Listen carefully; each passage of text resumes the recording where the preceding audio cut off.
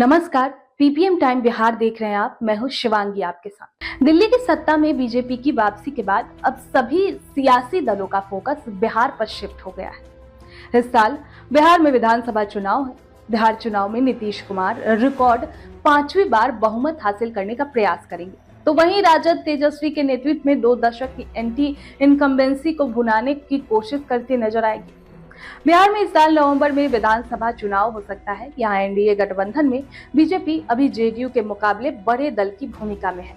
बात अगर महागठबंधन की करें तो यहाँ राजद सबसे बड़ी पार्टी है, जबकि कांग्रेस और लेफ्ट सहयोगियों की भूमिका में है।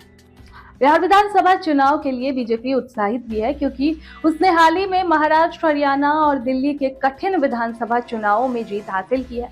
बिहार के लिए एनडीए के ने राज्य की 243 विधानसभाओं में से 225 का टारगेट रखा है। आपको बता दें कि प्राप्त जानकारी जो हमारे पास आई है उसके अनुसार पीएम नरेंद्र मोदी भी 24 फरवरी को विकास कुछ योजनाओं का उद्घाटन करने और किसानों को संबोधित करने के लिए बिहार आ रहे हैं। अब भले ही महागठबंधन में कांग्रेस पार्टी की हैसियत छोटे दलों की हो, लेकिन उसने अभी से अपना फोकस बिहार पर कर लिया है। बीते 5 फरवरी को ही राहुल गांधी पटना के 1 दिवसीय दौरे पर थे। यहाँ 18 दिनों में बिहार का उनका दूसरा दौरा था। अब माना जा रहा है कि दिल्ली चुनाव परिणाम का असर बिहार में भी दिखाई देगा, खासकर दोनों जो गठबंधन है उनके बीच होने वाली सीट शेयरिंग में।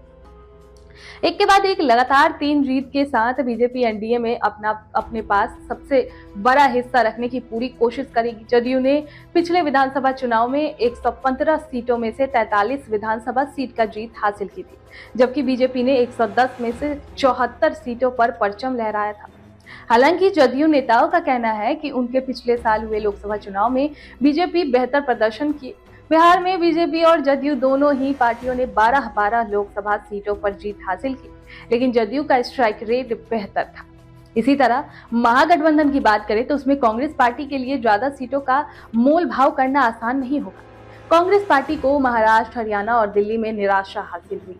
राजद अब शायद ही कांग्रेस पार्टी को उतनी सीट दे जितनी उसकी तरफ से डिमांड की जाए। बिहार में साल 2020 में हुए विधानसभा चुनाव में कांग्रेस पार्टी ने 70 सीटों पर चुनाव लड़ा था, लेकिन वो सिर्फ 19 सीट जीत पाई थी। राजद ने 144 सीट पर चुनाव लड़कर 80 सीटें जीती थी और वो राज्य की सबसे बड़ी पार्टी बनकर उभरी थी।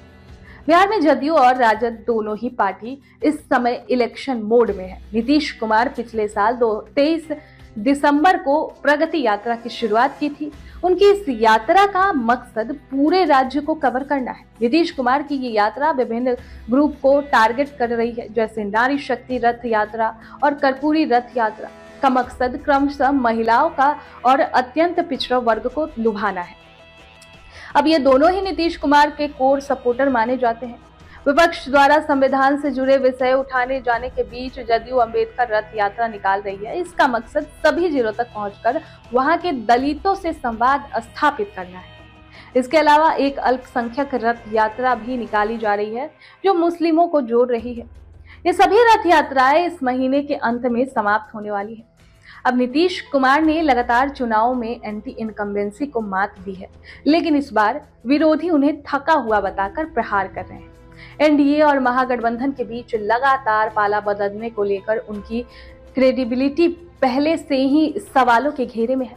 हालांकि एनडीए को बीजेपी के मजबूत होने से ताकत मिली है। मोदी सरकार द्वारा हाल ही में बजट में बिहार के लिए सौगात देने भी उनके पक्ष में जाता है, जबकि इंडिया गठबंधन के मिस फायर करने से महागठबंधन को झटका लगा है। बिहार में एक बड़ा फैक्टर प्रशांत किशोर की पार्टी भी है, जो जन सुराज बनकर उभर रही है। प्रशांत किशोर की पार्टी जन सुराज ने उपचुनाव में करीब 10% वोट हासिल किए। ये उसका पहला चुनावी मुकाबला था। जन सुराज के उम्मीदवारों को बेलागंज और इमामगंज में आरजेडी उम्मीदवारों की हार के अंत से ही ज्यादा वोट हासिल किए। तेजस्वी यादव ने अपनी पार्टी लॉन्च करने से पहले 2 साल तक बिहार की पदयात्रा की थी। बिहार में बीपीएससी परीक्षा विवाद को लेकर उनकी भूख हड़ताल ने पार्टी को लेकर चर्चा बढ़ गई, क्योंकि राज्य में बेरोजगारी सबसे बड़े मुद्दों में से एक है। अब दूसरी साइड एनडीए का कहना है कि जन सुराज से राजद को ज्यादा नुकसान होगा, क्योंकि इससे नीतीश विरोधी वोट बच जाएंगे। हालांकि पीके अपने अभियान में सीएम पर हमला करते रहते हैं। खैर इन सब के बीच आपका क्या राय है कि कौन किस पर भारी पड़ेगा? कमेंट बॉक्स में हमें जरूर बताएं और ऐसे ही तमाम बड़ी खबरों को देखने के लिए देखते रहें पीपीएम टाइम बिहार।